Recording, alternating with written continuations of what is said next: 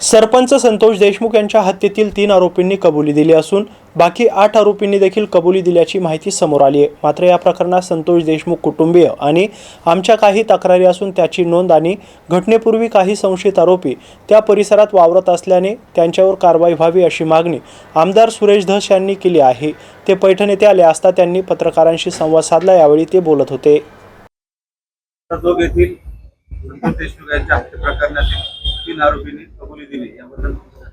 तीन आरोपींनी कबुली दिल्याचं मला कळतंय आणि जवळजवळ 8-9 जे आरोपी आहेत ते सर्वांनीच त्या ठिकाणी कबुली दिल्याचं कळालंय। त्याच्यामध्ये वाल्मिक कराड यांच्या आदेशावरतीच हे आम्ही सगळं काही केलंय हे सुद्धा कळालं मला।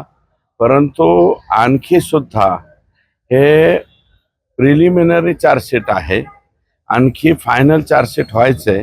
त्या फायनल चार्जशीटमध्ये आमची अपेक्षा अशी आहे की धनंजय देशमुख, त्यांचं कुटुंबीय आणि आमच्या सुद्धा काही बाबतीमध्ये या ठिकाणी कंप्लेंट्स आहेत की काही अधिकारी, त्याच्यानंतर काही खाजगी लोक ज्यांचा वावर संतोष देशमुखांच्या खुनाच्या अगोदर 2 दिवस तिथं राहिलेला आहे, नंतर 2 दिवस राहिले आणि यांना पळून जाणारे, मदत करणारे लोक, ह्या सगळ्यांचं सुद्धा इन्व्हॉल्वमेंट आणि त्यांचा त्याच्यामधला रोल काय तो पुढे येणं आवश्यक आहे।